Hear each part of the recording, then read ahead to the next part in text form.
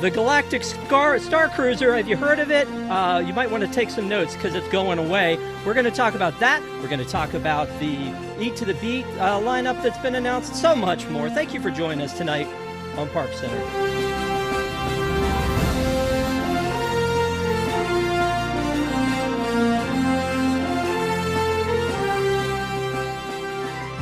Welcome to ParksCenter for May 21st, 2023. I'm your host, Rob Whiteside. Thank you guys, as always, for being with us. We really appreciate you.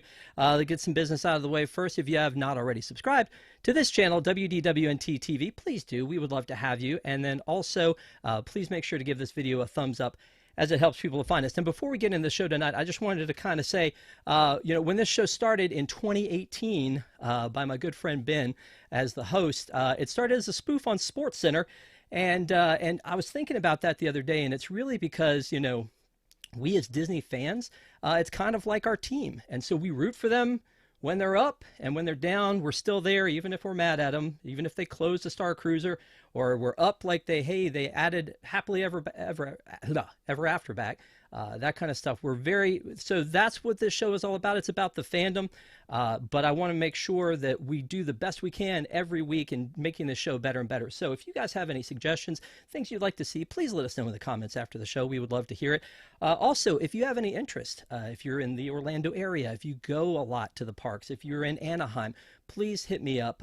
My Twitter handle's up here, Rob S. Whiteside. Please hit me up and let me know if you're interested, because, again, we're always looking to grow the show any way we can. Again, business is out of the way, and for some strange reason, we have a great panel of people who have come together tonight, and I can't find them. There they are. Here they are. It's Camila. Hi, everyone. And Desi. Bonjour. Hello. Hello. Bonjour. And Stephanie, how are you? Ignite the spark. Hi, everybody. Whew. Oof. Oof, is that too soon? So, we were talking in our little chat about what's the topic going to be, because the way the ParksCenter is set up in 2023 is we have a discussion, and then we also keep you up on Parks News. And so the discussion, we were like, what's the discussion going to be? And then boom, here comes the closing of the Starcruiser, the Galactic Starcruiser. They announced the closing. And I was floored. I was shocked because this is a huge investment. Although I did see them tear apart some barges that we're going to talk about later. So, I mean, if it's the wrong thing, I guess they're ready to make changes. But we're going to talk about that tonight. Right now, we're going to talk about whether closing the Starcruiser was the right thing, the way we feel about it, what's next, all that kind of stuff. So the first thing I want to do is kind of talk about, like, what were your feelings when you heard it was closing? And let me just talk about the representation we have here. We have a Star Wars superfan who has never been. We have a mom of, 80, that has gone on the Starcruiser. And then we have someone who's booked probably a ton of trips. So, I mean, and then, I'm in the same boat as Desi. But, as a Raylo fan, I think she should have been like 80 times already, but that's me. So let me say to Camila first, when you heard this news, were you shocked, or did you go, yeah, that sounds about right? I was shocked. I was genuinely shocked. And I think for me, it was clear that bookings had slowed and there was a lot more availability. I remember when the Starcruiser first came out and you were able to book it, it was stressful because you would tell clients, like, hey, have a couple of dates in mind, because by the time I call and have all the information I need, I don't know if it will be, the dates you want will be sold out or not. So it was really stressful in the beginning. That clearly started to die down, I would say, really through most of this year so far. And what I thought was going to come, because we started to see some of the promotions, right? We saw the DVC promotion, we saw the Disney Visa promotion. So what I thought, and what I think a lot of people thought, was we're going to start to see prices be reduced, not it go away completely. And I think a lot of people, myself included, in preparation for that, I was thinking to myself, okay, I'll start to save in 2024. I'll start to figure out how I can get there. So I really thought I had time. I'm not completely surprised to see it go away, but I thought not so soon. You always think you have time. You always think it's going to be time. So let me, before we go to anybody else, by the way, they're dropping Fs in chat for the Starcruiser. So phenomenal Brandy looks like she started it, and everyone Up else in the followed chat. suit. So thank you guys. Love that you guys are active in the chat, and because of that, we've set up a little poll here. Why didn't you go on the Star Cruiser? And so in chat, and you've seen this work on other shows, as long as we hope this works correctly, if you do #1 if it was too expensive, #2 if you were just not interested, #3 if you'd rather do the parks, and then 4 if you just you did go. So Desi has already dropped in. I'm seeing too expensive. We'll keep this up. You guys tell us what the deal is. But Desi, clearly you are a big fan, especially of this era of Star Wars, and you did not go. And you're saying it's because it was too expensive. Yes, so I probably am the biggest sequels fan that I know. Most people hated the sequels, especially The Last Jedi, which was my favorite movie. But I think we can all agree that once The Rise of Skywalker came out, everybody's love of the sequels plummeted. At least for me, because I loved the first two so much and then was severely disappointed by the third one. So even though I would say I probably am the biggest sequels fan out there, I still thought that it was too expensive for me. When they started announcing some of the discounts, I got two of my aunts in on it. We were still looking for a fourth to possibly go in on it together. But I also just got back from a 2-week trip to Paris that cost about the same amount as this 2-night stay. So while, my family could theoretically afford it, I just couldn't justify it. So we had the money to spend, but I would rather spend 2 weeks in Paris versus 2 nights right here in my own backyard. You know what? I mean, you're not wrong. I think that, and again, most people, as you can see, are saying that it was too expensive. And that was one of those things where most people would say, that was the big takeaway, right? When they announced it was a price tag, saying that it was, for $4,800 basically for 2 people. And then, you start comparing that to, wow, I could take, 2 cruises for that were like actual cruises, or I could take, I could take my family to Disney World for a week. I mean, there's a lot of stuff like that you start looking at and go, wow, this is a lot of money. And definitely, I think that, Tom even said it in the rant that he did the other day, is that, that became the talking point, is that, the price tag was too hefty. Before we go any further on this, though, we do have a super chat, and as you can see, the super chat and the poll don't mix. But Rob, is it too soon to talk about the Star Cruiser property auction? I wonder what will be available. Also, should I make reservations for October 31st so I can get to Character Warehouse for the remaining merch? That's from our good friend Jungle Cruiser. Jungle Cruiser, thank you so much for the super chat. We appreciate you. Yeah, you know what? Why wouldn't you go to Character Warehouse immediately all the time? I mean, that's what you should do. You know what? For me, I think we're going to talk about this maybe at the end, but I'm not sure we're ready to get rid of everything inside yet. The merch, though, could be, very likely. But Stephanie, you're the one that actually went on this thing. First of all, jealous. I don't like this. And then secondly, I am looking at did you love it? You know what? Let's not talk about that. Just what did you think when you heard it? That's what we're asking everybody right now. What did you think when you heard the news? I was sad. I was very sad, and I echo what, like you said, Tom said on his rant the other day. Pretty much, I would say 99% of what he said I agree with. This is unlike anything that we've ever done before, and we're big escape room people. We like to go to our local places and do those kinds of things, and this is. I think Tom's even said this, but I'm going to say it again. It's like an escape room dinner show. So you're involved with the characters the entire time. And I'm telling you, those cast members are phenomenal. I mean, these people are working close to 12-hour days. And that's probably why they do 2 days, and then they have a break, and then they do 2 more days, and you have to get those specific cruises, as they say. But yes, they have to reset everything. The cast was phenomenal. They remembered all of our names. Now, mind you, we went in December, and I would say we were maybe 70% capacity, maybe. So we really had a very personalized experience. And if you're going on September 28th, which is actually my birthday, it's sad that I'm not going to be able to go back, but that would be probably a sold out. So it's probably not going to be as personalized an experience as we were able to have. I mean, just down to like one of the cast even said to my son, they said, we were talking about you in the break room, because he was involved so much with the storyline from the very beginning to the very end. And it was, my kids were the right ages.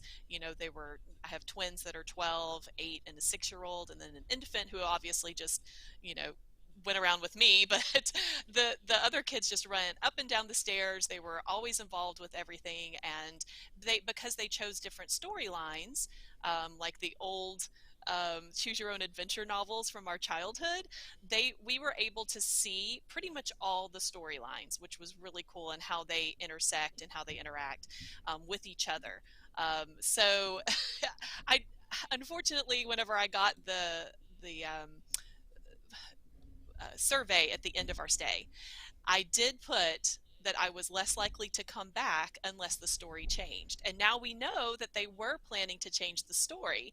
So Mhm. my hope is that they will come back either as just a standard hotel, like Tom said, with a dinner show, or this will just be a break, and they will come back with a different storyline, perhaps even with the original cast of. That would be great if they had Han and Leia and Luke, and involved them in some way, because yes, the sequel people are great, and don't get me wrong, the end extravaganza is truly an extravaganza. It's a fantastic show, but I do think that it would have been great to have that option if you wanted to do the old storyline versus the new storyline. Yep. So let's talk about this. And again, as you can see with the survey that we're doing on the side here, most people are saying that the reason they didn't go was it was too expensive. And again, $4,800 for two people, $6,000, and that's just for the hotel. And obviously, the entertainment and the food is all included, but that's not you getting there, and that's not I mean, so that's just the hotel, right? So, but the reason I put the third one in about rather do the parks, which came out here as rather do the park, was that we would, when I think about going down there, like I go down at least once a month or go to a Disney park at least once a month, but I have a problem, right? So that I'm not the norm. So if you only have a finite amount of vacation time, a finite amount of money, and you have, you take your kids and you're like, hey, here's what we're going to do. We're going to post up in a hotel for 3 days. Whether it's an immersive experience or what, I mean, see, but here, hold on, I was hold skeptical on. too. I was But skeptical but too, but I'm telling but you. but that's part of the problem, isn't it? It's the perception of it. But using your valuable vacation time and your valuable money, that is probably something that stood in people's way about, hey, if I'm going to Disney, I'd rather go and do Tron and do Guardians and do the other Yes. things I haven't had a chance to do while I was there. But before we So go off on that, no, I'm gonna let you go. I'm sorry. I'm sorry. So No, what I go. was going to say was what we did was we took 3 days. We took the weekend before, and we had a cruise that was set to go on. I think it was either on Monday or Tuesday. So we kind of went midweek to midweek as far as our airline flights, and I was able to use my DVC points and get a room essentially for free, but you're really paying for it um, beforehand.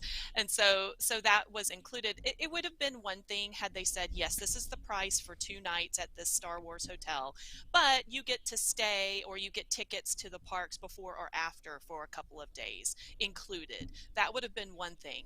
And then the other thing that was, I found out, which luckily we did, but it wasn't well advertised, they do have vouchers for mirrors. So if you were arriving from the airport, then they had a Mears voucher that you could use for transportation to the Star Cruiser, and vice versa. Or we used it from the Animal Kingdom lodges where we stayed in DVC. So, that was included. I mean, in your price, obviously, but they didn't Right. advertise that very well either. No, I love all that. And that's absolutely great. And I don't mean to bash it because I'm jealous. Like I wanted to go, but these are the kind of things that go around in your family when you're talking about it with your family. It's like, oh, that's a lot of money, and they're not the super fans, and they're like, ooh, I'm not a Star Wars super fan. Is this really something that's going to be for me? And again, spending your time. Whereas I see Kamila's nodding her head like crazy. So you agree with the Star Wars super fan? Is that one of the things that held you back, Kamila? Well, so it's interesting for me personally, but something that I saw a lot in people who would reach out with interest about the Star Cruiser is um, it was hard to get enough people to go where it kind of made more sense financially. So I think you had a lot of people who would say, okay, if I can find maybe 3 other people and we can be a room of 4, then the cost didn't feel so prohibitive. But if it was just 2 people, then that's a lot more. And even just finding that one other person, because to really both of your points, maybe you had a spouse or a significant other or a partner, but they weren't into Star Wars and they didn't want to, spend money that way. So, we actually saw a lot of interest in people wanting to do something that we used to do pre-pandemic for VIP tours, which is we used to help people kind of create groups of 10 to bring down the cost of that. And you saw kind of some similar things happening. But I do think you had a number of people who would say, I would love to go and try to join maybe a group of 4 where it feels a little bit more affordable, but it was hard to find those other people who were willing to do it. And I know there were Facebook groups that were dedicated to this. People would ask us if at the agency, if they knew of like anyone else, other couples, other groups who were trying to go, who needed a couple more people. So I think there were people trying to figure out how to do it and make it a little bit more affordable. So one of the things you're talking about, and I'm trying to wrap my head around. I get what you're saying, but like, setting it up like the Happiness Hotel with 18 people that I don't know so that I can save some money seems like not the perfect vacation for me. No, But I done get it. Yeah, okay. I mean, we talked, like Tom and I talked about it. He's like, well, if you want to go, maybe we'll set up a boys trip. And it's like, do I really want to lay in a bed with Nick LaCicero? Maybe. Who knows? I mean, he's a striking gentleman. It could be a thing I do. So let me go doesn't take back up though. that much space. Yeah, exactly. So I'd be the big spoon. Is what you're saying. No, never mind. Look, so let me go back to get that. Like one of the things that I saw Michael in chat said, I'm a 45-year-old massive Star Wars fan. I was never interested in this because I hate cosplay and role playing, and I know I would miss out most of the story. I just want to eat and drink there. And, maybe that's where we're headed for this. I love cosplay. Yeah. So, Well, but unfortunately, go ahead. I would say, unfortunately, for the cost, the food. Now, this is where Tom and I differ. The food was not up to par. They focused on the look of the food and how to make it interstellar and space looking and very futuristic, which looked phenomenal, but the taste was not very great. And unlike a real cruise where you could literally get food 24 hours a day, they had, cafeteria hours. And if you missed your lunch, then you missed your lunch. So that is something, if they come back with the storyline and the full cruise like they're doing now, they really need to up their game, because it's a stationary planetary hotel. It's not on the water. It's not a real cruise. And yet they don't have the best, options for food. So now the drinks are, on the other hand, they were great.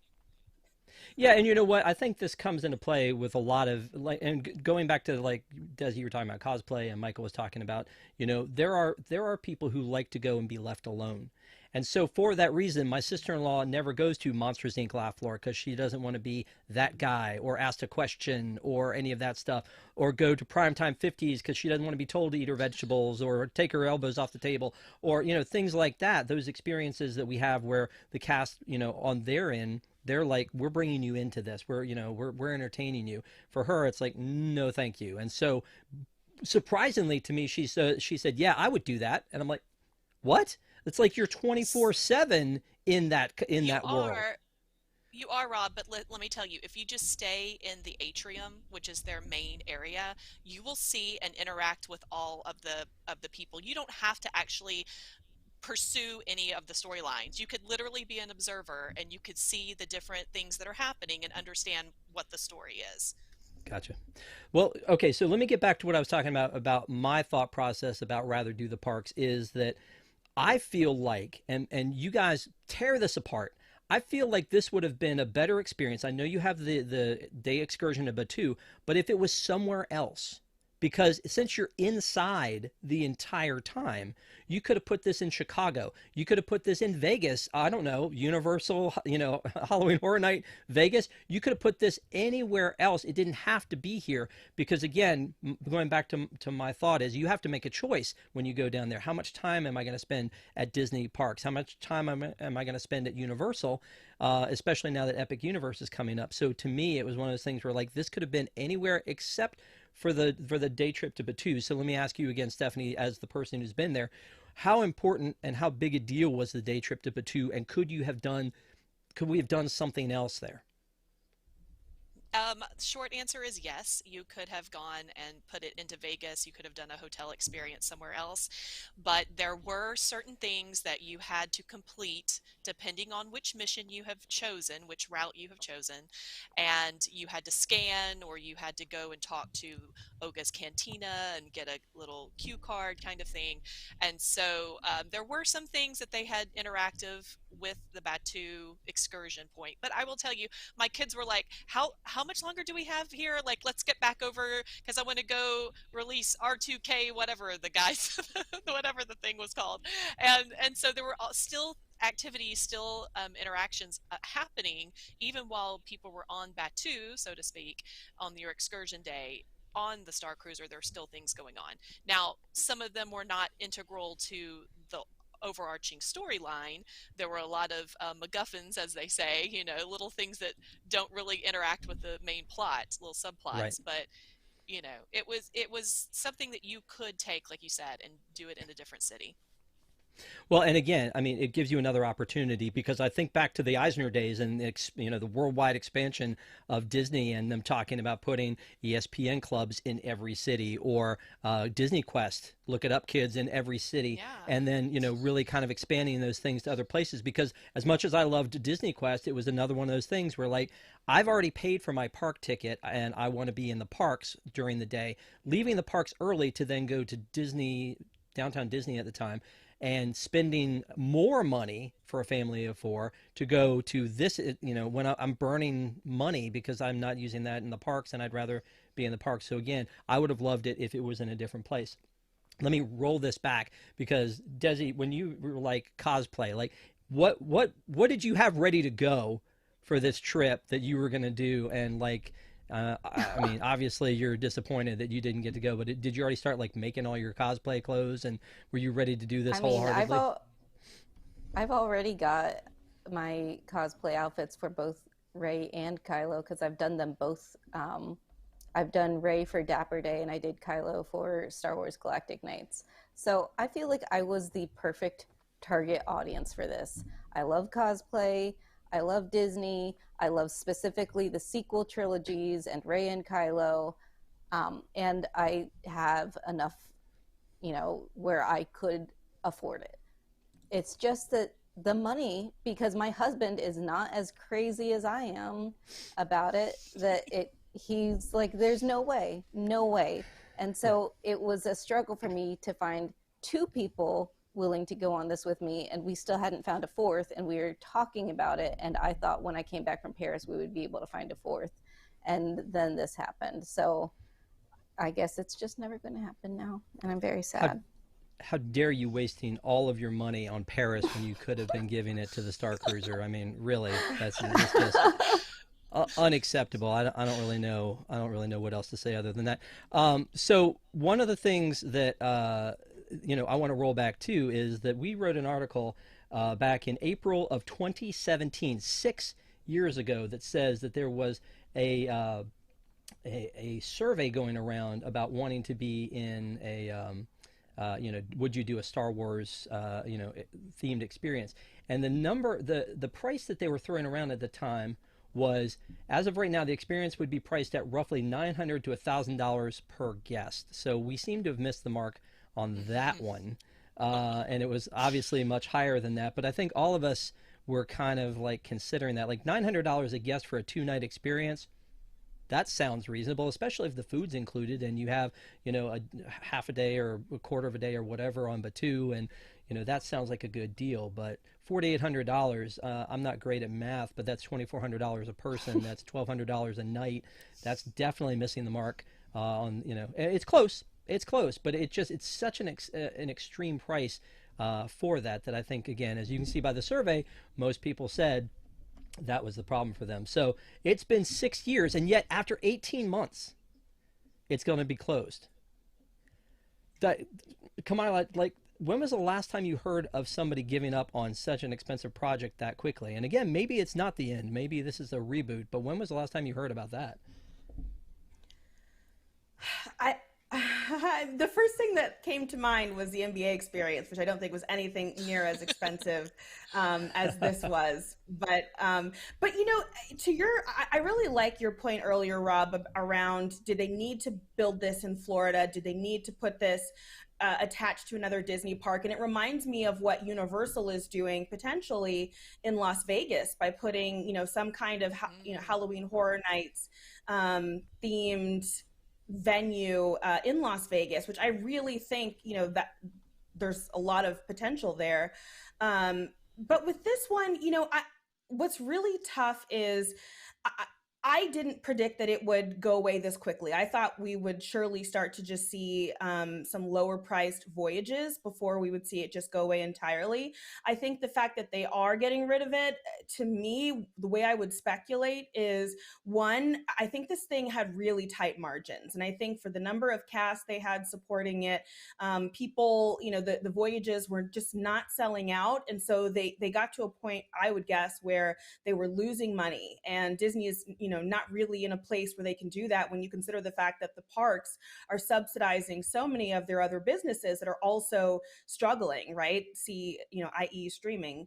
And so I think what'll be interesting is, for all of us, it's like, what happens next? Do they really just get rid of this entirely, or do they reimagine it? And I think a lot of people's hope is that they reimagine it.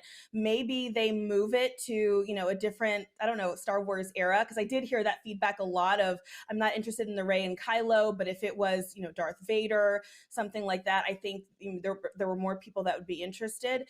But also some of the concerns I have around, like, I've heard a lot of people say, oh, they'll just turn it into a hotel, et cetera, et cetera.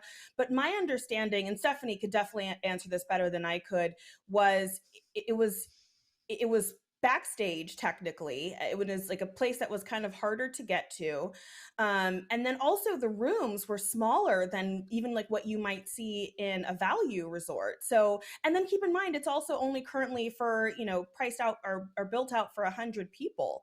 So to me, I hope they will reimagine it. I absolutely think there's interest. Every single person I know who did it absolutely loved the experience. I have not heard bad feedback. It really was just the price. And so if they can reimagine it, if they can figure it out, I still think there's a lot of interest there and a lot that they could do with it. Before we get to Stephanie, because I do want to follow up on that with Stephanie, is we've got another super chat from Jungle Cruiser. Maybe Gaia could take up residency at Oga's and have one at Batu West and one at East. There were a lot of things that we heard, and thank you, Jungle Cruiser, again, for your super chats. We appreciate it. We appreciate you.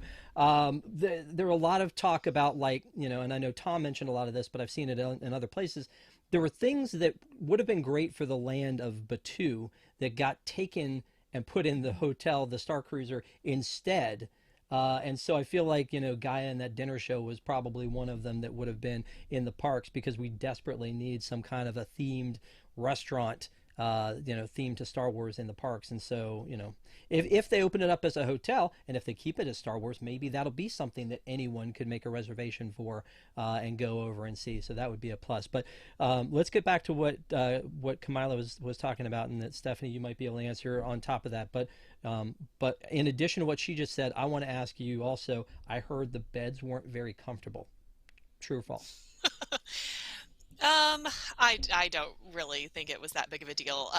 Maybe it was a little bit firmer than what Tom was used to. I'm not sure, but I can't speak to that.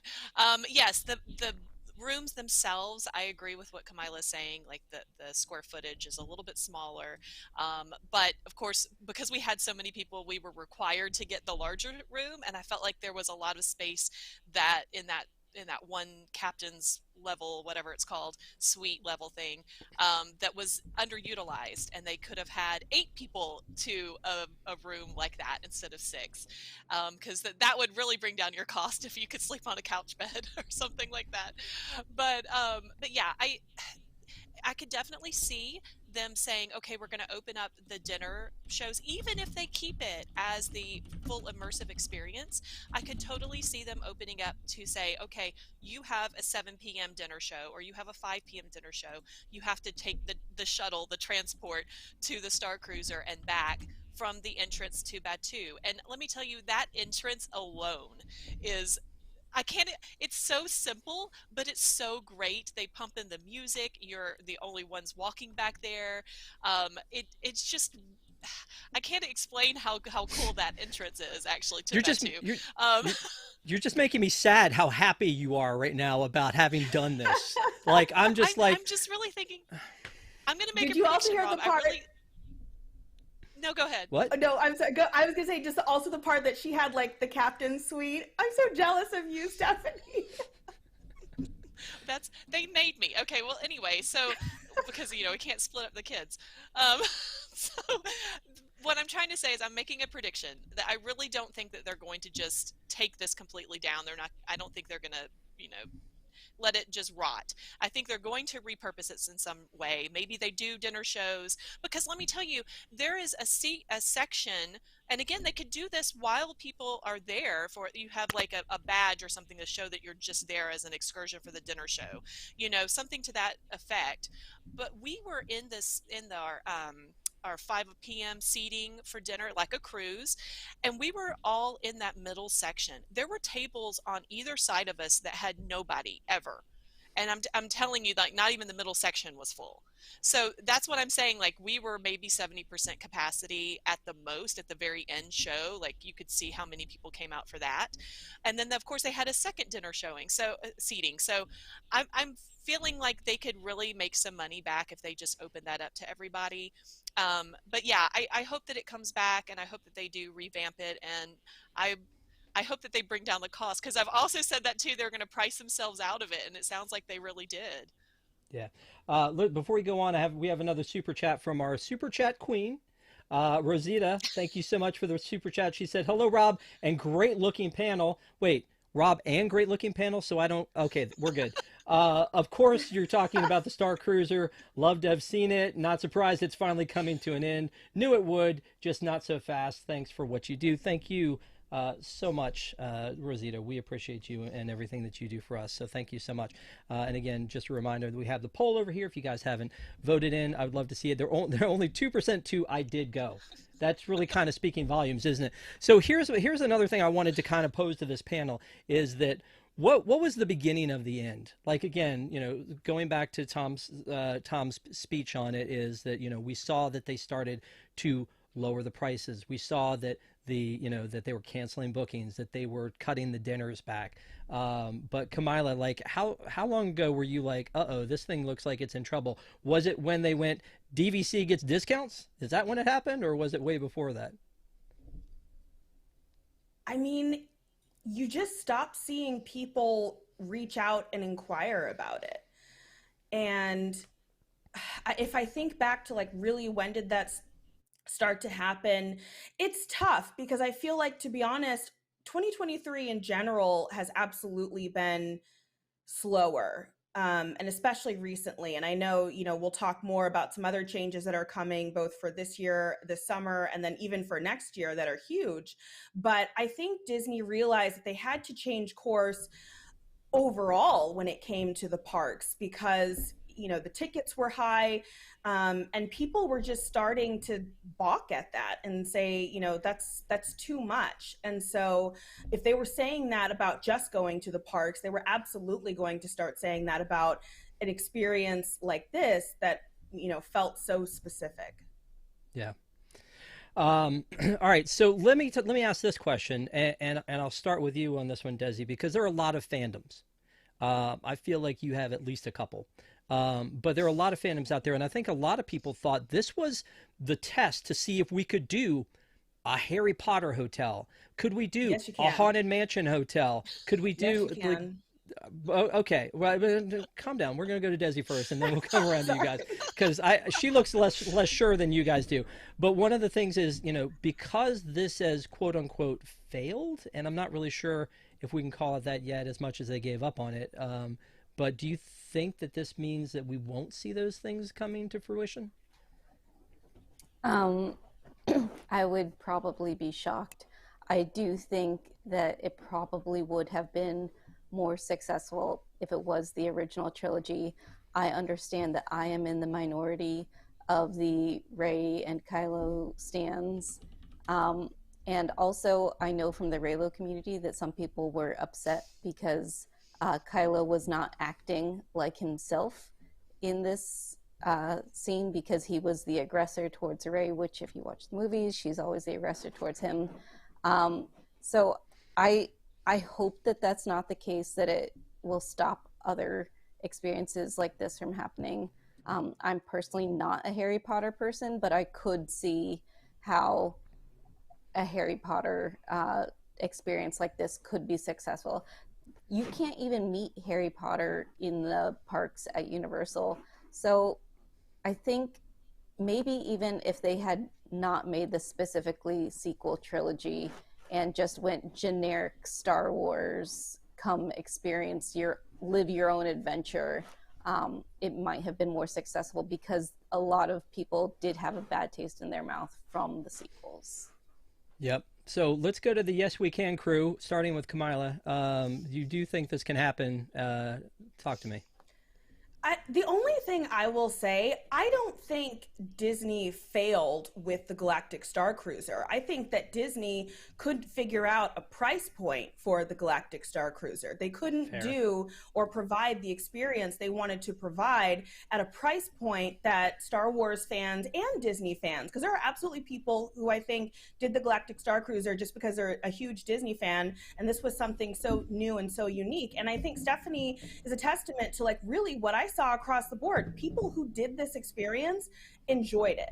I really did not hear a lot of negativity around it. And so, if Universal or Disney can figure out how to offer these kinds of unique experiences at a price point that makes more sense and is more realistic, then absolutely, I think there's a market for this. And to your earlier point, it doesn't have to just be in Florida or California. Expand out.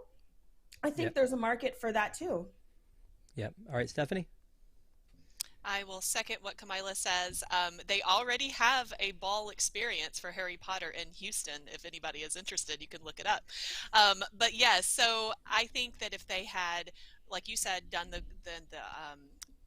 discounts earlier for DVC, pass holder, that kind of thing, you would have seen more interest in this. If they had included a 3-night stay at one of our value resorts, maybe not park tickets included, but you could say a stay at one of our value resorts prior to or after, your Star Cruiser experience, I think that would have made more sense for a lot of families to come down there for 5 nights instead of just the 2 for that price point. But yeah, I think that the ultimate issue really began a lot earlier, and how Disney handles their rollout of their information. Universal does a fantastic job keeping it tight-lipped, keeping all the things under wraps, zipped up. You're not going to see anything. You're going to speculate about a lot of stuff, but you're really not going to get a lot of information right from go. And Disney kind of just throw out their storyboards, and they throw out their, concept art and all of this, and then people started kind of panning it right from the beginning. Do you remember that one promo with the girl with the iPhone, but she was made up to look like an alien, and people are like, what is this? If they had just not done that and they just put the crawl up there, the Star Wars crawl, and just said coming soon with the music, wouldn't you have just been like, man, I have to go to that? Yep. So Well, and I remember saying at that time, like, why are they even teasing this at this point? Because everybody's already excited and amped for it, and I think the more you keep it under wraps, the better we are. And then they came out with 2 or 3 very cheesy ones, which I think we were talking about back at the time. You and Rob Bazemore were both booked to go on those cruises, and at that point, Rob was like, "Ooh, this doesn't feel right," and he canceled his trip. Whether he ever rebooked it, I don't think he did. So that's happening now. But But yeah, I agree with you, is that they kind of gave a bad vibe at the beginning of it. You know, so again, what we're looking at is that the Starcruiser is closing. The last voyage is September 28th, which then ends on September 30th. You know, we have the feeling this was a very rushed decision to do, because it seems like only days before that, according to our sources, that there were Imagineers who were walking through this looking for ways to do new shows, merchandise, and updates to the Galactic Starcruiser. You know, so I mean, there were things like we've been talking about here, where like maybe they were going to fine tune it, and maybe they were going to maybe find a way. Maybe it was too much cast. Maybe there was too much emphasis put on making the shrimp blue that was driving the price up, that maybe would have been able to, they go, okay, how can we value this a little bit easy, you know, make it a value that the price point's okay for the customer, and we can still do, you know, still make a little bit of money on it and have, you know, full bookings, et cetera, et cetera. So, you know, it seems like very recently they were looking at the idea of maybe making some tweaks. Desi, do you think that maybe that they went in and talked about it and looked at the tweaks and said, I don't think we can do this, and that's when they pulled the ripcord and said, hey, then let's close it? I think that perhaps the tweaks they were considering were going to be too big to be able to keep the hotel open while they implemented them. And that's why I really don't think that it's going away completely. I do think that it's going to come back in some sort of capacity. I don't think that they're going to river country this. I think that they're going to take some of those ideas from the tweaks that they were going to make and implement it in a new experience, whether that be retheming it to the original trilogy, just making it a generic hotel, keeping it open for experiences like the dinner show and escape room type experiences. I think that something is going to come of this. I don't think that they're going to abandon it completely. And by river country, you mean kick some dirt over it, pretend like it never existed? Yeah, Is that what you're talking about? exactly.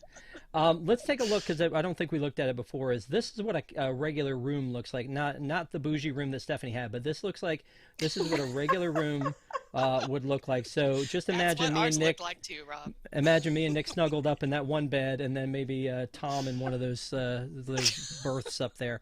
I You could know, fit in that bunk easy. yeah. I mean, we've talked about that too. It's like, you know, just whoever, just like, let's just get some people together. Like you were talking about, Kamila, let's just get people together and be able to afford it. But that seems like a problem.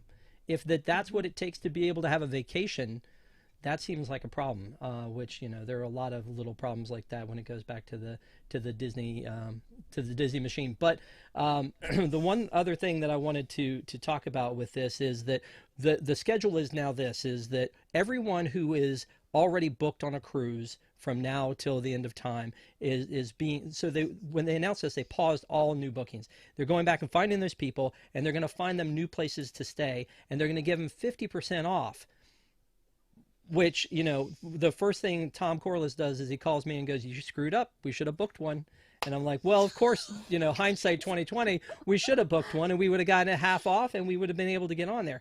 The next thing was, hey, let's get on the last one. Well, nope, sorry, that's not going to happen, because everybody's getting on the last one. That's sold out now. That is completely booked. We know that from the calendars that they have online. So then on May 26th, they're going to open the doors and say, all right, we have these bookings left, and you can book. But guess what? No DVC discount, no annual pass holder discount, no discount for Disney Visa, and what was the other one that they did? Cast members. Yeah, no discount for anybody. It's like, you want on, this is your last chance. May the odds be ever in your favor? Exactly. It's going to be so rough to get one of those last spots. I guarantee it's going to be. I said that. Yeah, I said that to my wife. I was like, it's gonna be so hard to get. She's like, well, I didn't know this was closing, so I don't know that everybody does. I'm like, everybody does.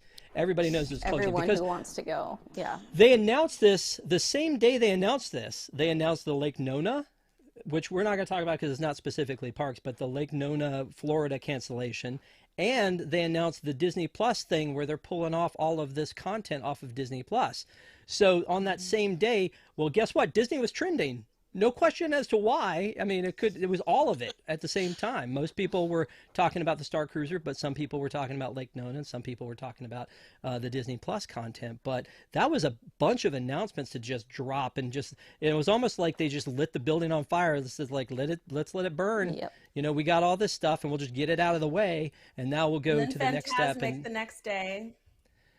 true, and we're going to talk about Fantasmic in a minute when we get to Parks News. But you know, there were a lot of announcements all at once, but this is the one that hit me. This is the one that hurt me and made me have this Same. extreme, just like, yeah, exactly. This extreme regret of this is a Disney experience, a Star Wars experience that I'm not going to get to experience this way. And you know, that was the reason that And a Raylo experience and a cosplay experience. I love me a good Raylo experience.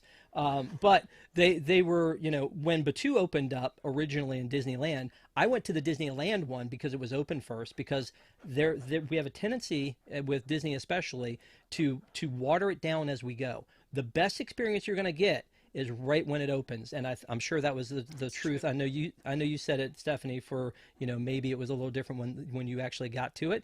You know, the dinners were not full, things were going differently, but even if they reopen this, it's never going to be what it was. So I'm extremely jealous of anybody who got to go. I love that Stephanie did get to go, because I know that you were going to go and then you got pregnant and you're like, we got to put this on hold, and then you did get to go back. By the way, do they charge you when you bring an infant into space? No, they did not. But Okay. I'm not sure if, I mean, obviously the 3-year rule applies because they charge you for your Hollywood Studios ticket, even if you have an annual pass. Yeah. So, the next steps for this is we're going to find out how quickly it books up. We're going to see a lot of final, you know, curtain calls on this whole thing, and see how everybody, you know, handles their last voyage. And I'm sure that the cast is going to be in tears. And Tom said that he thinks that the cast that is on the Galactic Starcruiser is the creme de la creme of all the Disney employees that are on there. So that's it's sad for me to hear that, because I would love for these guys to have a second run at this if it opens up again. If it's a boutique hotel and somebody was like, Club 33, it was probably Patrick. Yeah, I mean, not Club 33, but DVC. Let's do it just DVC. And I don't think that's the thing that's going to happen. But, you know, maybe they do open it up as a hotel, and you can go in and have a Star Wars hotel, or the dinner theater, I mean, the dinner experience, or maybe they will shut it down and come back with some other experience. But I cannot tell you how many of these that I saw online. Yes. Like the day of. I mean, people just could not get these into their Soon. Twitter feeds fast enough. No, it was not. They were on it like this. I mean, there's like 80 different versions of it. You know, it's hanging over the atrium, it's on the front. Yeah, so I mean, that is the joke, isn't it, when they go out of business? But you know, hopefully this is not the end of it. But before we sign off from all this, and again, thank you guys for doing the poll.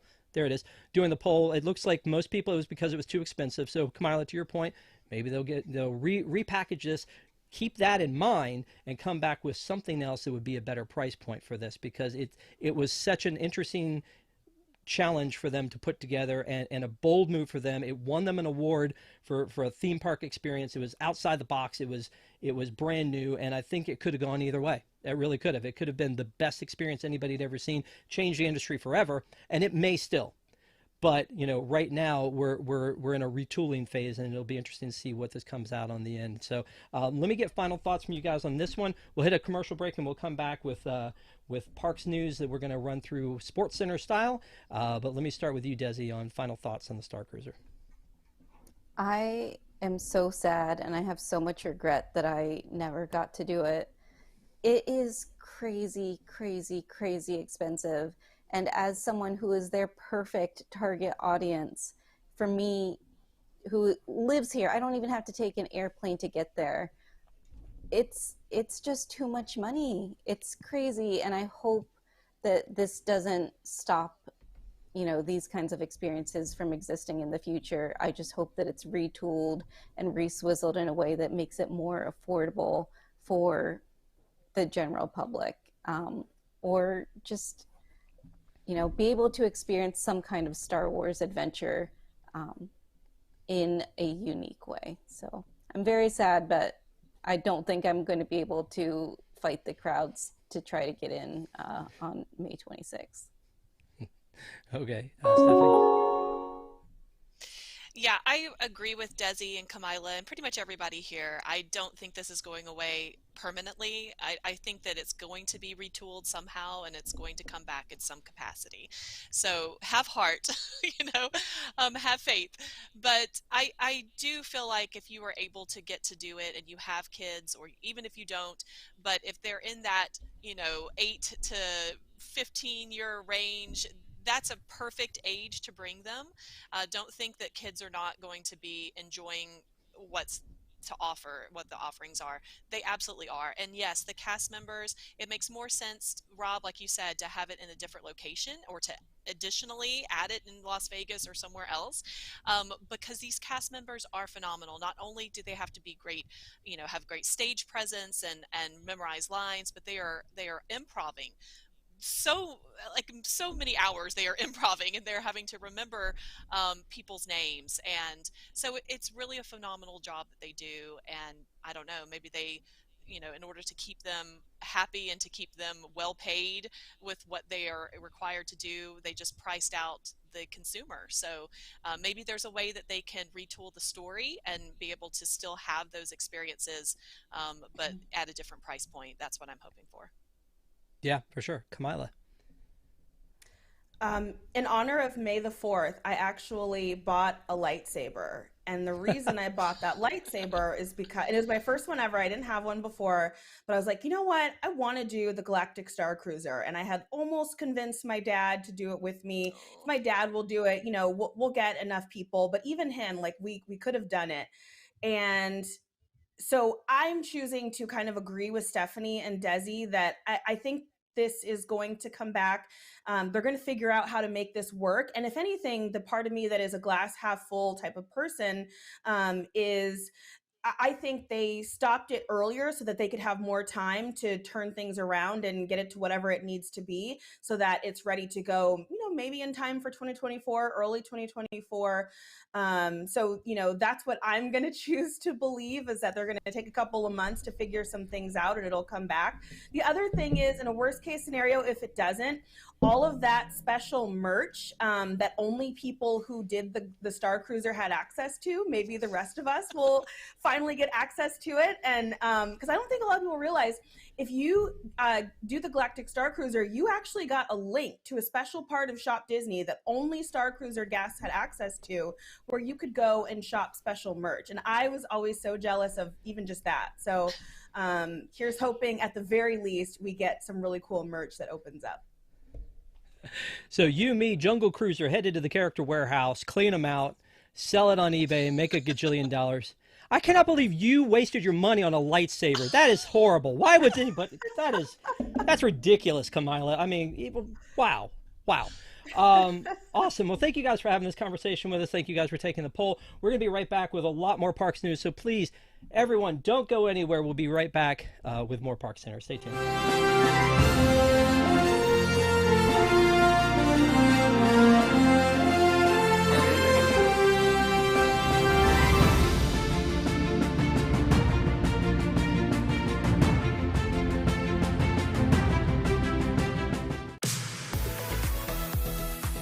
This is Disney Entertainment News Today.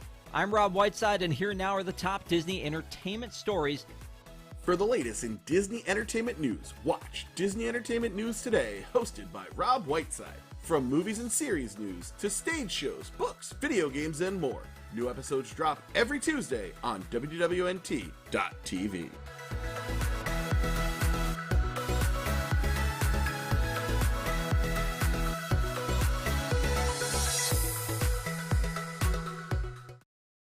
It's time to adjust that set and turn that dial to WDWNT TV, our new channel where some of your favorite programming from the WDW News Today YouTube channel is heading.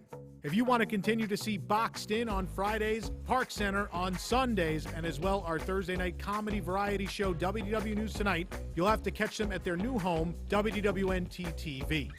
It's easy to subscribe. Just put in the URL, WDWNT.tv. Hit subscribe and make sure you get those notifications. Again, is the only way you'll be able to continue to see these great shows as they are moving away from the WDW News Today channel permanently. We hope to see you over there at our new home, WDWNT-TV. We now return you to your regularly scheduled programming.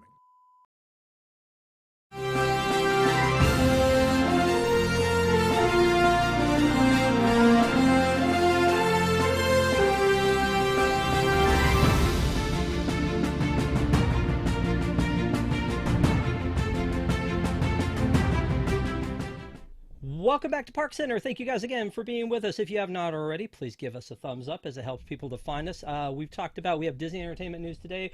We got News Tonight coming back in June, and we have Deep in the Plus every Wednesday night. Just take a quick look here at Deep in the Plus schedule. We do it every Wednesday night at 9 p.m. We did The Mandalorian, Mary Poppins Returns with Stephanie, Mandalorian with Desi, Oliver and Company with my good friend Maleko and his wife Lauren. This week we're going to be doing Ever After, the 150th Cinderella story that's out there, celebrating its anniversary, and Desi and Stephanie and our friend Allison from the original ParksCenter will also be with us on that. And then Spider-Man Homecoming, and because it's Spider-Man Homecoming, hopefully, fingers crossed, we're going to have a homecoming of our own with a good friend who used to be with us who will be coming back to talk about that one. So please join us for Deep in the Plus. Thank you for joining us for ParksCenter. Let's talk about some parks news, and we're going to talk with Fantasmic. I know, Kamila, you kind of alluded to Fantasmic earlier. We've seen them. We saw a dragon burn down, first of all. That happened. There's video footage of it if you guys haven't seen it. And then they were like, we think we can get this up by the weekend. No? Okay, we think we can get this up in a couple weeks. No? We think we can get this up by the end of May. But guess what? It's coming back for Labor Day in September. Wow. I mean, and this is something we were without forever because of COVID. And when it finally came back, it was so great to see it again. So many people love this show, and so it's coming back, but it's coming back. Be cheerful. The months will be worth the wait because it's going to have extra magic. I already feel like this show's magical. I don't know what else it needs, but how are you feeling about this? Devastated. I had a trip booked, and what people may not know is Fantasmic, during most of the year, it really only runs on the weekend, so Friday, Saturday, Sunday. The summertime is the one time of the year, or the one season, where it runs traditionally every night. And so I was excited for clients that I had traveling to be able to see it. They were excited. There were, certain dining packages that had been booked. I had a trip booked. And, one of the things I was so excited for, and the reason why I chose to do my trip in August versus September, is I wanted to be sure to try to see Fantasmic. And so it's really disappointing news. But I will say, having watched that video a couple of times, it was genuinely scary. And I mean, thank goodness, it seems like the most what happened is some cast members had to be treated for smoke inhalation, but that could have been truly catastrophic. I mean, not only for the performers, but even for guests. I mean, it was kind of the best outcome, but it seems to have really done some major damage to the stage, potentially to some of the props. I could see cast members who are part of the show being really shaken up and a little bit, nervous to come back. So absolutely safety first. They've got to figure it out. I'm sure whoever provides insurance to Disneyland wants them to kind of take their time, because like I said, it looked really bad. And I feel like we're very lucky that no one seemed to be more seriously hurt besides the dragon.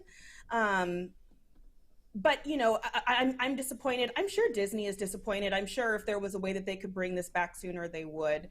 But it's tough because it's a summer where it's, the parks are going to be open till midnight every night, just about. But you're outside of the fireworks. You're not going to have the show. And I even wonder, a lot of people would they would watch Fantasmic, and then they would stay in that general area to watch the fireworks after. Now I think everyone's going to kind of be pushed more towards the front and wanting to see the projections that way, because there's no benefit to staying over kind of in that like New Orleans area. So yeah, that's a good point. It's disappointing. By the way, if you've never seen Wondrous, it is awesome. I would recommend Main Street first, then Small World, and then Rivers of America. But you know what? It's probably a good place to see it still, and it's nice that there are 3 spots that you can catch those projections in the park while that's going on. One of the things that happened immediately, and you got to respect Disney for doing it, is they were like, let's stop and take a look at all of our fire situations that we have, and that included the dragon in the Festival of Fantasy Parade. So, that we have seen that the fire effect is returned to the Maleficent dragon. So, I assume that whatever happened, they've figured it out, and they're moving forward on it. And maybe that's why it's going to take so long to redo the show. But I do like whenever something is down for a long period of time that they would plus it out. That was something that I heard Kim Irvine say at a panel once at D23, is if we're going to take an attraction down for an extended period of time, we are going to plus it out. That was not true for the Tomorrowland People Mover. I'm just going to put that out there. It was down for like 900 years, and by the time they brought it back, it didn't have anything new. And then the Aurak thing came like a year later. So I don't know what was happening with that. But Stephanie, as somebody who is a friend of the characters and has had those experiences or been near people who have those experiences, any thoughts about like the cast that was on grounds for this event? You're muted, I think.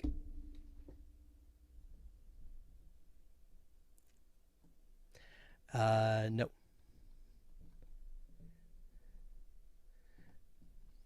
I don't know. Anybody read lips? Maybe Desi, can you interpret for her? That would be great. No, okay. Well, we can come back to it later. That's fine. Desi, any thoughts before we move on from this topic? I'm just glad that Maleficent is breathing fire again in our parade. Yeah, for sure. I think I hear Stephanie. Am I hearing you now? Can you hear me now? Yes. Yep. Yes. Go for it. Yeah. So like Kamila was saying, just safety first. Absolutely. I mean, you're working with effects. You know how standards are supposed to be, but certainly they had, I think we talked about this before, actually, Rob, on one of the earlier ones. They should have had some buckets of sand or something at disposal very close by. But I do think that they are going to probably plus this out, because we got all of our new scenes added at Disney World. And so I bet that they add something, maybe Elsa, or Moana or something like that coming to Disneyland as well. I know they have different scenes than we do, but maybe they add something maybe they're using this time and adding something, plussing that out. Yeah, for sure. I mean, that's one of those things that, the hero scene is amazing. I love that. I got to go with Jake. Jake got us front row center, and we sat there and watched it, and I love that. I love Fantasmic, and like I've said before, I would have said at one point Disneyland was my favorite, and I would have said once that, Disney World is my favorite. They both bring something different, and I like that. I like when there is something different between the two. So take note, Batu. It would be nice if one was different than the other. Let's move on to Epcot updates, because there have been several. Obviously, it's been a long time under construction, but we've got some new aerial shots of what's going on with Communicore Hall, Dreamers Point, where the Walt statue is going to be. I cannot wait for this area to open up, because it's been a slog trying to get from one side of the park to the other. I've talked about it on shows before. If it's raining and you're trying to get, two connections from the land, forget it. You're going to be soaked by the time you get there, and so it's been so inconvenient for so long. I can barely remember lockdown, and this happened before lockdown. So I mean, it's just really frustrating that this has been like this for this long. But we have that aerial view, but we also have another view that we would like to talk about too, which is we can see across the World Showcase Lagoon again. Look at that view. Yay! So our good friend again, Jake, ran out the morning that the last barge was taken down to take those photos for us, and could not be happier that is gone. So Kamila, as somebody that I've said before, you and I kind of were like, let's see what Disney means by putting the fountains together, and maybe this will look beautiful during the day, and we were proven wrong. How are you feeling about the being able to look across the World Showcase Lagoon? It's going to be great to look across and be able to, I mean, it's an incredible view. I'm certainly not upset that it's back. And I will just say, I'm really excited and interested for the concept of Communicore Hall and what they can do. I'm thinking of food and wine, being able to have maybe kitchen demonstrations back in there, being able to have some of the little kind of play, like the little types of installations like what you had in Innoventions. I always thought that that was such an important part of Epcot. And so, you know, I hope that we continue to get some good progress and finally get the walls down, finally get that up and running. I think you know, these are all good things for Epcot. Yeah, for sure. And, you know, in conjunction with Harmonious going bye-bye, apparently it's also leaving Disney Plus, which honestly I didn't expect. Like, I felt like Disney would say, hey, this, you know, this is a time capsule. These are all the things that have happened in the past. But apparently we're going all clean slate, scorched earth on this thing. Like, people are going to be like, Harmonious, what are you talking about? I've never heard of it. But also, Desi, Moana, Journey of Water inches closer. I assume you'll be out there day of doing meet and greets probably. Are you excited about all that? Yeah. And in case you didn't hear, Ali Cravalho is not playing Moana. That's because I am. My kids Congratulations. are so excited for Moana, Journey of Water. They keep asking, when can we see Tafiti? They keep trying to look over the walls to try to get a glimpse of her. They are so excited. Moana is their favorite movie. So I'm excited just for them. Am I excited for me? Probably not that much, because I don't think that a walkthrough is that exciting. But I'm excited for my kids, and I'm excited for them to see it and for me to experience it with them. Yeah, so here's a look at what it looks like from the monorail. So if you want to get a good look at it, you can still see that. Or you can hold your kid over the fence. Either of those things work. But I'm glad your kids are excited about it, because I don't know exactly what it's going to be. And so apparently they know something I don't. No, they just want to see Tafiti. They just want to see the big green mountain woman. Is that what they call her? The big green mountain woman? That's awesome. They call her Tafiti. I don't know what else to call her. That's awesome. Good for her. Let's move on to tickets and resis. Tickets and resis. So here's the thing. There are two new tickets available. One for Florida residents that says, hey, you can buy a ticket that's good for the summer. And then one for people who are not Florida residents says, hey, you can buy a ticket, but it has a time stamp on it. You got to use it in a week. Okay. There are so many different rules about stuff like that. And on top of that, one of them still has to abide by the reservation system and one of them doesn't. So the reservation system in general is just, I feel like we've talked about it ad nauseum, and everybody knows I hate the reservation system because everything else is already so complicated about Disney. And so on top of that, to be able to go, well, there is a reservation system, but good news, if you're an annual pass holder, you don't need a reservation after 2 p.m., except at the Magic Kingdom on Saturdays and Sundays. But if you buy a day of ticket and it's dated, then you don't need a reservation starting in 2024. But if you buy the specialty ticket, then you don't need a reservation. If you buy the one for out-of-towners, if you're from Florida and you buy one, then you are going to need it. Is everything clear? What? I mean, Kamila, help me make it make sense. Well, and let's not forget some other huge pieces of news that came along with this, which is in 2024, we're going to get dining plans back. Also, they're going to make some updates to the Genie Plus system, which sounds like they're going to allow you to pre-select before you arrive some of your selections, which, you know, feels like we're moving a little bit closer to some type of a Fast Pass Plus, Genie Plus, you know, hybrid. I don't know. It was huge news, right? We're going to get 2024 packages opening up at the end of this month, which is a little bit earlier than what we typically see them. We usually see them a little bit more like midway through June, has been the norm more so the last few years. So, you know, I think the biggest thing I think is that this is just proof that, at least under Bob Iger, I really think Disney listens to their fans more than they get credit for. And, you know, they send out the surveys so often. I can still remember getting off rides and seeing cast members with the clipboard, you know, wanting to ask questions. But I think all of this signals moving us more towards getting back to Disney World being all inclusive, which is something that I think people really wanted. They want to be able to, by the time they get to the parks, they've paid for everything. They're not being nickeled and dimed for everything by the time they get there.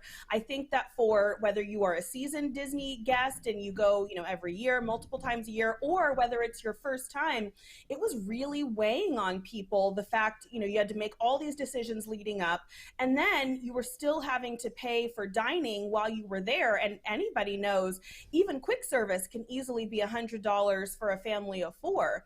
And heaven forbid you have an Ohana reservation or something like that. So I think Disney had to make this move back to being more all inclusive. By the time people get there, they don't want to have to be fighting around with reservations, with having to pay for dining. The only thing you really haven't kind of brought back or indicated really from what we've got so far is just, bring back Magical Express. I know, Yes. The last time I felt this shocked by bad news, like what we got with the Galactic Starcruiser, was when they said the Magical Express was going away. That was devastating for me, and personally, but also for literally every guest that I worked with. So huge news, but I think ultimately it was a lot of really good news. And if you're someone who hates the reservation system, I think we're that much closer to getting rid of them. But obviously, I think the focus is on vacation packages and those types of guests. Maybe for good reason. They spend a lot of money.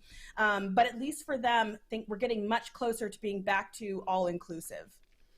Well, and I feel like they really, again, my joke of going through that all so fast is to say that there are so many caveats on the park reservation system that every time they loosen just a little bit, they want to throw a party and say, look how we did this for you and how great that is. Reply by mail said something to the effect of, I agree, just go to Universal, because Universal literally never had any reservation system from the beginning. And so, the idea that they tried to sell us of, what if you're a family from Seattle and you come down and blah, blah, blah, and you don't get in? The only time that happens is July 4th or Christmas, really, that we've ever been blocked out. So maybe instead of these, if it's a day that ends in a Y, but, there's an M in it, then it's this, or if it's, if the wind's blowing, it's that.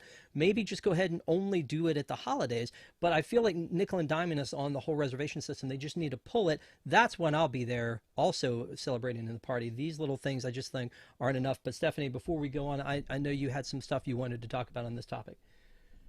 Yeah, I agree with Kamila and you as well, Rob. I just feel like, even Eisner had the right idea that you're spending your money at Disney versus going to the beach or going to, the mountains or doing something else, because you have to plan all of that.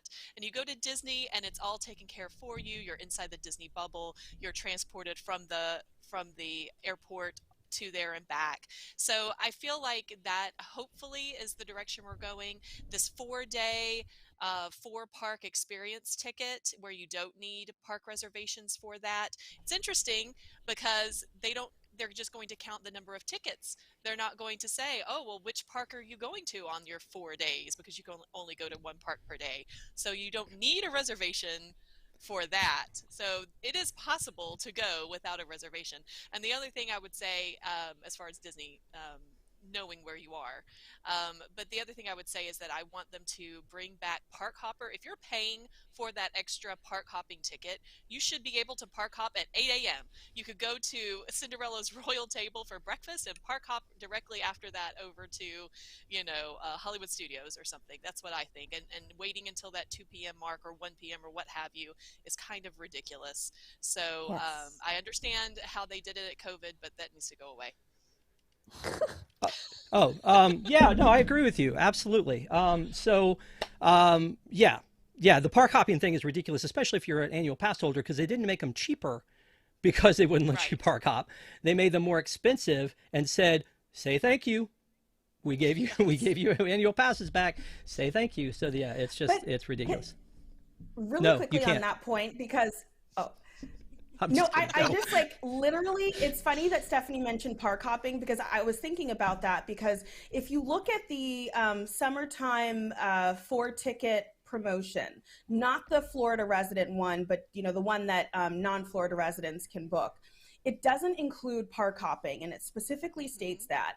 And I think also, if you look at how Disney treats park hopping, that seems to be their biggest concern around reservations, whether it's annual pass holders who are able to park hop, whether it's people who choose to purchase park hopping tickets. And so, like, to me, that seems to be where the concern is, because that's the type of ticket or people who have it where they're kind of still being a little bit more rigid. It feels like for almost everyone else, they're saying we're going to move away from the reservation system. So I don't know, what the data shows. Maybe they have concern that, everyone parks hop to the same place and they're trying to crowd control there. I don't know. I mean, but there's something about park hopping that Disney is still focused on when it comes to these reservations. But see, that's the thing too, is that like when we talk about that, family from Seattle, Neko, that goes into the park and, traveled all the way across the country and can't get into the Magic Kingdom because they don't have a park reservation. Well, guess what? After 2 o'clock, they can. Because if they bring park hopping, they can. But somebody was like, well, yeah, get rid of it because of the meals. But, Kamila, because you've booked trips for people, have you run into things where you have to remind them that they can't, if they're starting their day at the Magic Kingdom, they can't book a Brown Derby for 1 p.m.? No, I mean, for the most part, people seem to kind of figure out what the rules are and they follow them. And it's not an issue that I see, honestly, with, let's say, that family from Seattle and maybe it's their first time going. They just figure out, what the rules are and they follow them. It's really people who go often and who, want to be able to kind of create their own Disney day. I think that's where it gets much trickier, to be honest. Yeah. All right, let's move on to Eat to the Beat. That is the concert series associated with Food and Wine. We're already talking about Food and Wine Festival, even though we've got Flower and Garden through the beginning of July. This is going to start July 28th, and the announcement of the lineup is out, and I'm looking at this announcement, and I'm going, Orianthe is number 1 right out of the gate. Anybody remember Orianthe? Anybody? The guitarist for Michael Jackson on his farewell tour? That didn't happen. That's kind of crazy, but I'd go see her. Tiffany, Ruben Studdard. I feel bad that he bring in Haley Reinhart and not Clay Aiken, but that's fine. Joey Fatone and friends. That just means Joey Fatone and as many of the NSYNC guys as you can bring up at once. Philip Phillips, your American Idol Philip Phillips. The Baja Men play Who Let the Dogs Out and Get Off the Stage, I guess. Mercy Me, Ray Parker Jr., celebrity Latin talent.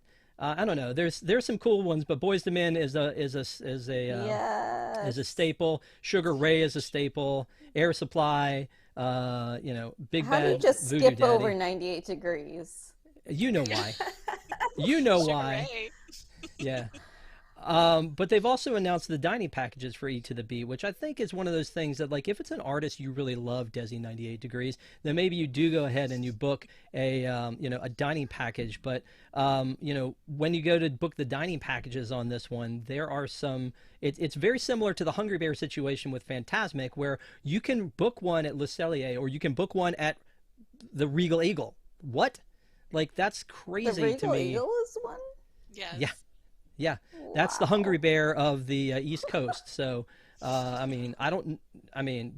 again very interesting to me that you can book that stuff. But I want to say, Stephanie, have you ever booked a dining package for this? And who on this list right now calls for a dining package for you? Well, there are a few. Toby Mac, that man works, let me tell you. But anyway, so I saw him actually at Universal a couple of years ago. But yeah, so the dining package, we did Coral Reef. It's pretty much going to be open usually. That's kind of one of the, it's more expensive, but not as many people know about it or go there. The Regal Eagle sells out the fastest because it's the cheapest, and you still get the same area to sit in. So of course that's a highly recommended one. And if you do get the dining package, it's not a ticket for your seat. You still have to line up, even though you can line up a little bit closer to start time. So I do recommend you getting there at least 30 minutes prior to showtime, because in December when we went to see the candlelight processional, we ended up with seats in the back still, even though we were in that dining package section. So anyway, you still have to get there. You still have to be, in line to get a decent seat. Okay. Well, and again, like Colin Hay, look him up. Men at Work, lead singer. I went and did a dining package for him. Got to be in the front row. That was great. Although there were like, I don't know, 12 rows empty behind me, but I didn't care. Like I got in front row, so that was fun for me. But Desi, you have 20 seconds to talk about 98 Degrees. 98 Degrees, Sugar Ray, Boys to Men, anybody who was big in the 90s, I'm going to, for sure. Gotcha. Okay. Let's move on to the next topic, which, we've joked about on here, talking about Fight Club, because we've had like the fairy fights and, the Toontown Throwdown and all that stuff that's happened. But I hate to almost joke about this one because it was so violent. I mean, it really was. And this is something that came out on May 15th. And there was a fight at the Magic Kingdom in between the gates and the train station. So like literally steps into the Magic Kingdom and they're already like throwing hands. I don't understand how you could be that mad that quickly, but apparently there was some altercation there were some people standing in front of a photo op and another group came up and apparently asked them to move, which I'm guessing wasn't as friendly as it says in this report. But there was a fight and it was very bloody, and excuse me for showing this picture, but this guy, I mean, like, I've never seen this happen before. And by the way, this looks like Tom Corliss in a tank top. I'm just saying. I mean, I'm just looking at this, so, just putting that out there. I mean, yeah, exactly. That was the first time I was like, Tom, is that you? But Desi, you said you had some things to talk about with this one. What have you got? Are you pro Fight Club? No. What? It just blows my mind that you could get that amped up that quickly between the turnstiles and your very first opportunity to take a photo. You have to get into a brawl.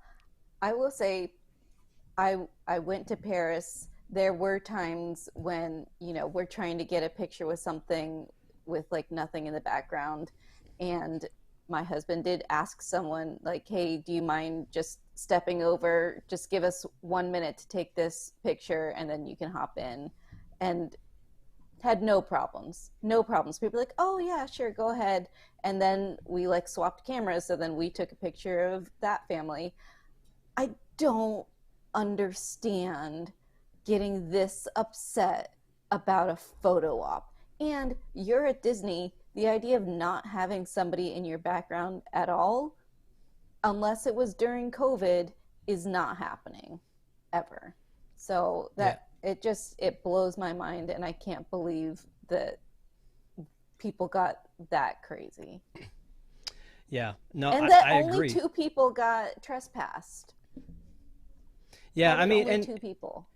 I guess, there must be video footage of it for them to be able to pick out who was at fault, because with all of those people, the video we have of it, or the video we showed of it, everybody's in a clump already when the video starts. So they must have something that showed the people getting involved with it from the beginning. Stephanie, the thing that gets me the most about this is the happiest place, the most magical place on earth. And people who walk in and see this happening with their kids, I mean, this is the kind of place where, like, this is the Disney bubble, and you do not expect these kind of things to happen at Disney. And this is the first At Magic experience Kingdom, Epcot, maybe. Right. But this is the first thing you see when you walk through the gates. I can't imagine what children around here were thinking. Yeah, that's something that is, I'm very conscious and aware of that. Everything that's going on around us, it can affect the children, absolutely, because, they see that and they think, well, what am I going to get hurt? What is this attacking situation going on? So I really feel sorry for those families. I feel sorry for the families that witnessed it. And I hope that, people can just bring down the levels here, like just bring it down. Let's be more namaste. Let's be a little bit more kind to each other, and more patient, because you'll get that picture with Mickey eventually. It'll be fine. Yeah. Kamila, anything you want to say before we move on? Just Epcot could never. And I just want to point out, you never hear about these kinds of fights like this at Epcot. Disneyland, yes. Apparently Magic Kingdom, yes. But even Epcot, with all of the antics you do find there, it doesn't tend to be fights like this. But no, I completely agree with what all of the rest of you have said. Adults have to get it together. Because I feel like it's adults consistently that just are behaving very badly. And I don't know. It breaks my heart because in the video you can see the kids, who I assume were their kids, nearby and watching, and they looked terrified. And so it just, I really need adults to do better, get it together. Please be, a better role model for not only your children, but the children around you. And I want to say this because I truly believe the Disney parks are for everyone. But especially in the US, like we need safe places for families to be able to go and to take their kids.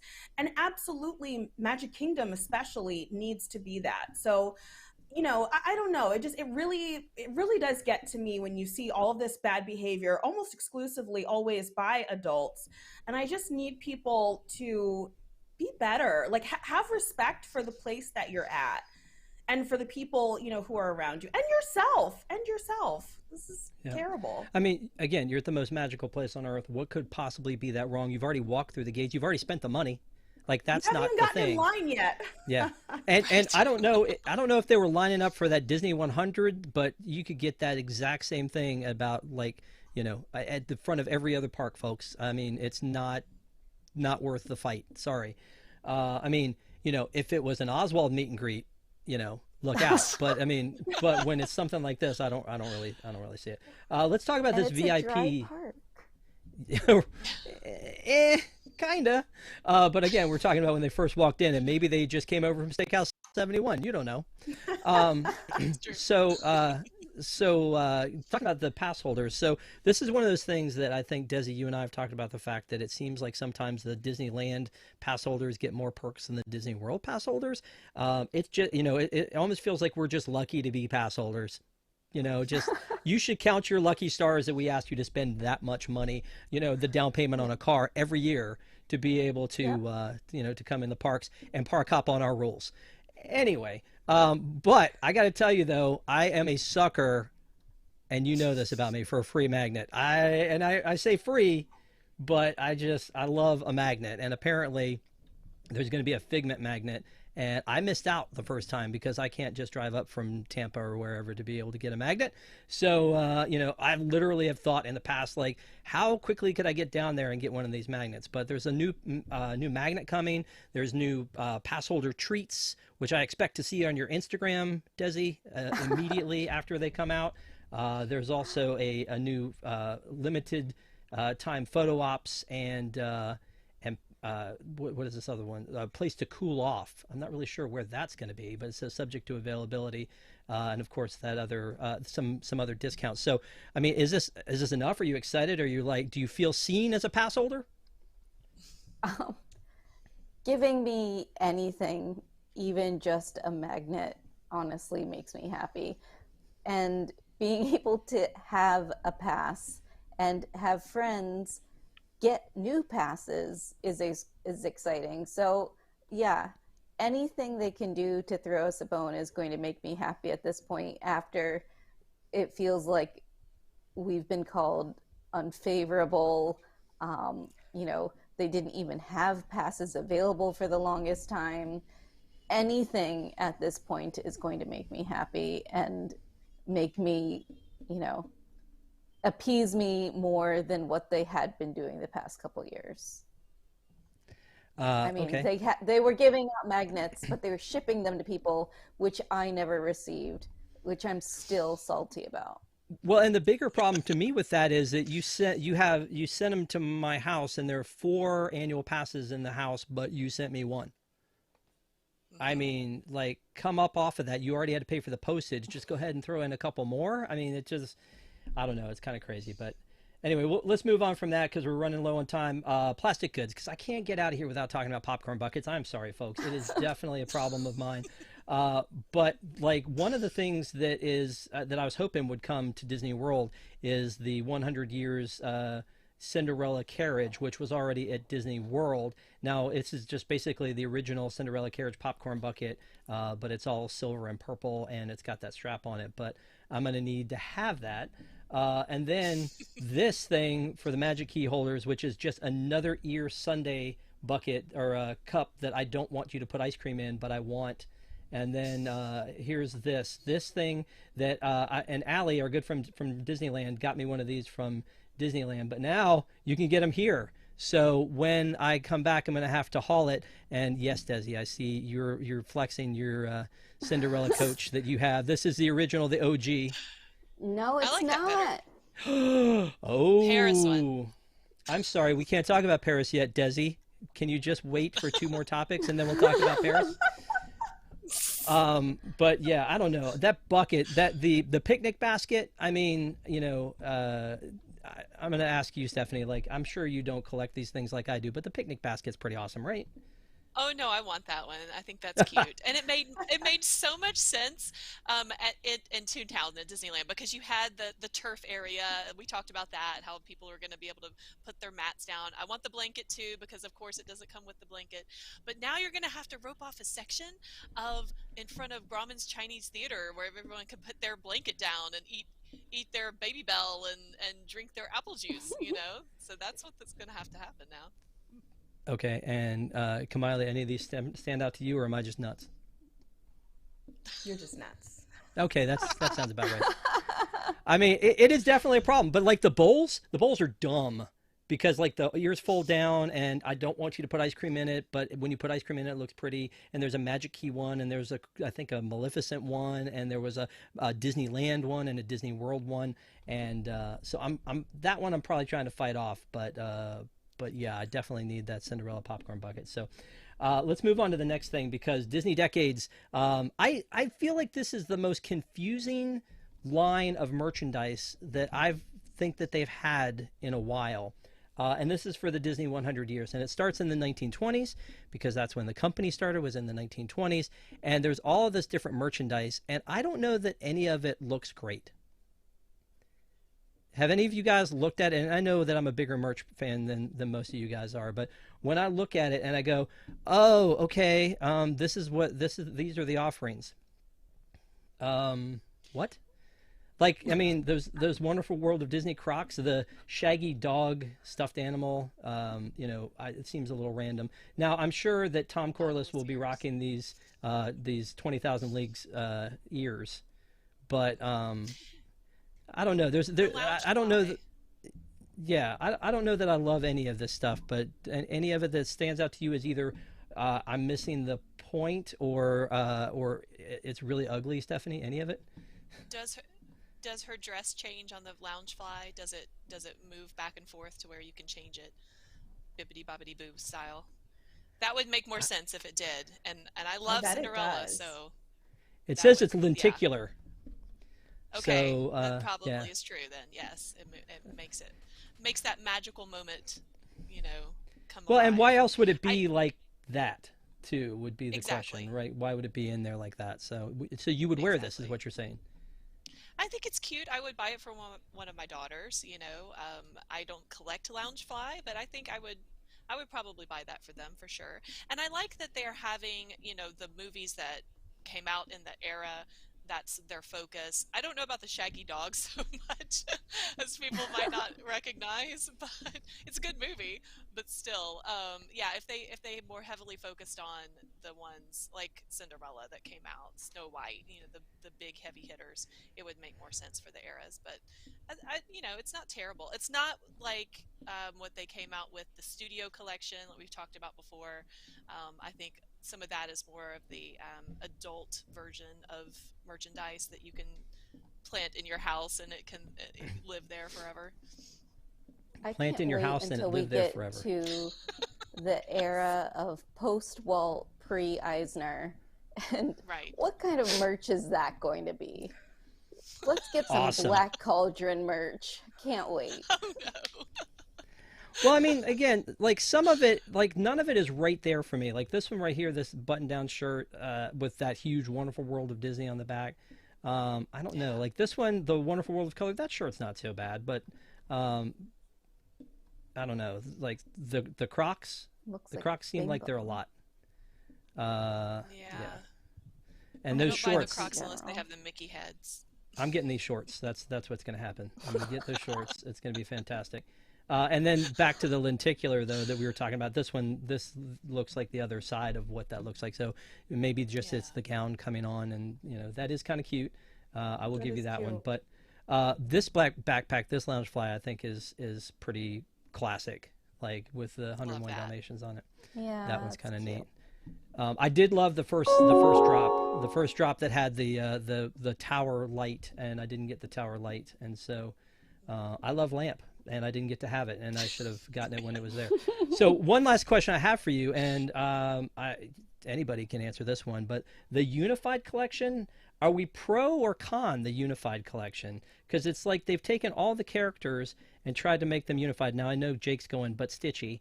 But when you're going down here, like, is this cute? They kind of look like the original Little People, like the Fisher-Price back in the day antique Little People. Like, do we like this? Is this a good thing? I mean, They look like not Fisher Price. You know the Legos for little kids, the Duplo? Playmobil? That's what they look like. Oh, Duplo. Yeah. It's got a Duplo look to it. But as you can see, they are all in on this collection. I mean, they're like all in on it. So anyway, let us know in the comments what you think. I mean, it's interesting to me. But luckily, because I have a very bad habit of buying a lot of stuff, there hasn't been a bunch in the 100 years since the first studio stuff that I felt like I need to have. So if other people are enjoying it, that's great. I mean, Patrick loves his Munchlings. Actually, he reached out to me, Desi. I sent him your way. I don't know if he came to you. He said, "Who can buy me those Munchling chocolate bars?" I was like, "Desi likes you. You should go to her." So maybe you may have to. You may have to do that. All right, let's go on. Speaking of Desi, let's go on to Paris, because you just went to Paris. There's a strike in Paris that is shutting down a lot of the entertainment. So I guess my first question is, did you cause the strike? And then the second question is, did you get to see any of the entertainment, the parades, the Mickey show, any of that kind of stuff, or was it all already kind of on hiatus? No. I didn't see any of it, but it was also cold and rainy when I was there, so maybe even if the parade wasn't on strike, I might not have been able to see it. And Phantom Manor was closed for refurbishment, so that was such a bummer that I didn't get to see that either. But other than that, it was wonderful. It is the best park I have been to. My husband and I were saying we don't think we can ever go back to Magic Kingdom again after being to Disneyland Paris, because it was that good. We did not get the park hoppers, so I didn't go to Avengers Campus or see anything at the Walt Disney Studios park. I am kind of salty though, because I knew that we had the Platinum Cinderella popcorn bucket, but I saw this one and I was like, oh, that's so nice. I like the pearlescent color. It's got the Disneyland Paris strap. And then I saw on that story that, oh, well, it turns out that this is actually originally from Disneyland, and that one lit up. Mine does not light up, so I'm really upset about that now. So, yeah, not cool. But it did come with kettle corn instead of French fries, which I would rather eat anyways. So, highly recommend Disneyland Paris to anybody. It was so worth it. Next time I go, I'm going to have to spend multiple days there. One day was not enough. And you only went to the Disneyland Paris park, the Castle Park, right? You did not go to the Studios Park. And did you spend any time in the shopping district? I did, yeah. And I'm really disappointed. Of all places, I thought Paris was going to have great shopping. No. They had terrible merchandise options, and now I find out that the one thing I really liked, the popcorn bucket, is just taken from Disneyland. So and it doesn't light up. So they only had like 2 short sleeve T-shirts, one of which was just a giant Mickey face, and the other one was just a giant Minnie face, and that's it. Just a giant face on top of a brightly colored T-shirt, which was just not my style at all. And they had Spirit jerseys, but they only had boring Spirit jerseys, boring solid colored Spirit jerseys that are no different than the Spirit jerseys you would find here. Really disappointed in the merch options. Now, on this tag at the bottom, it says Desi likes Paris, because you told me that you're like, my husband and I can never go back to the Magic Kingdom because Disneyland Paris is so amazing, and you're like, the merch sucked and everything was closed and it's such a bummer. Like, we're having a confusion here. Do you like it? Thumbs up or thumbs down, or we like this? Thumbs up on the park itself, thumbs down on the merchandise. The park itself, gorgeous, so beautiful. So many like intricate, like little nooks and crannies and hidden places to find and explore. And the rides were all better than the rides we have here. Their Buzz Lightyear ride was better than ours. Their Space Mountain was better than ours. Their Pirates was better than ours. Just everything was better than ours. Thunder Mountain was so much better than ours. I didn't get a chance to ride Phantom Manor, so I guess I'll still enjoy my Haunted Mansion here. That'll be my only reason to go, because that hasn't been disappointed for me yet. Okay, that's fair enough. All right, well, I appreciate you giving the update. We knew that you were off in Paris, so you missed Mother's Day. We threw you a big party. You weren't around for it. I mean, sorry you missed it, but it was Stephanie's wonderful. the mama here. She's got True. Well, she was there. She was at the party. She was at the party. You just missed it. Anyway, thank you for sharing your story with us. I'm going to get final thoughts from everybody, and then we'll get out of here to the post show. But first, we want to say to our WIGS members, we love our WIGS, the WDWNT Interglobe Society, our Patreon program. If you don't know about it, please look it up. It's at patreon.com/WDWNT. We would love to have you as part of the family. It includes a post show for ParksCenter, which we will get to right after this. And then don't forget to join us Wednesday for 2/3 of this panel on, on Deep in the Plus, where we're going to be talking about Ever After. And then, Kamila, you got to commit and do something with me on Deep in the Plus at some point. So pick out a movie that you don't hate, or pick out one you do. That'll be fun. Something with a lot of boats. And then again, don't forget to check out Disney Entertainment News Today, and then WDW News Tonight comes back in June, so make sure to catch that. We'll also catch us next Sunday night. We will be doing ParksCenter, even though it is Memorial Day weekend. We'll be doing an episode of ParksCenter that Sunday night. So please, 9 p.m., tell your friends, wake the neighbors, phone the kids, tell everybody, come see ParksCenter. We appreciate you guys being with us each time. So real quick, around the horn, starting with Kamila, final thoughts for the night. Go. Just huge changes seem to be coming for 2024. It really seems like they have been listening to some of the feedback. So, some of the things that people want, maybe for reservations to go away, for some kind of Fast Pass Plus to come back. I think it's possible, and we'll learn a lot more, I think, in the coming weeks, but this is kind of exciting. I mean, before we got all this bad news, we got a lot of really good news. So we'll see what it means for next year. Okay, and Stephanie? Everybody's been hit hard by inflation over the past year and a half or so, and I feel like that's probably why Disney is, saying that the Starcruiser is no more, part of the reason. But I am very hopeful still, like the rest of the panel, that it will come back in some iteration and, hopefully be just as good or even better, depending on your experience. And like I said, if you can come May 26th, grab one of the reservations and bring your kids, or not, or just bring random people, as Kamila can help you with, then you should do it and ignite the spark. Nice. And Desi?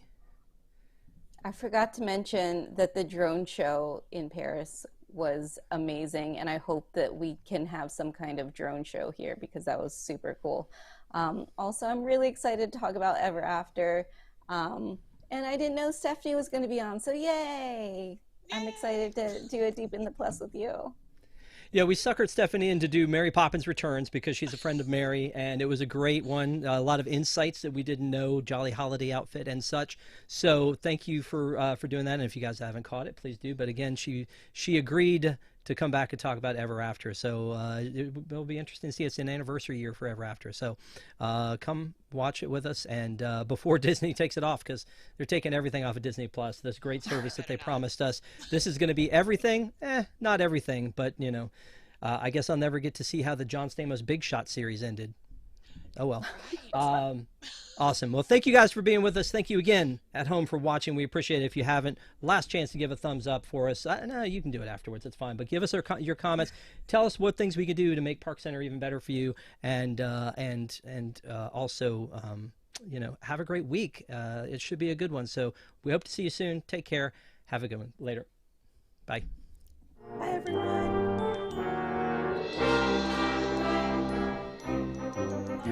Dun, dun, dun, dun, dun.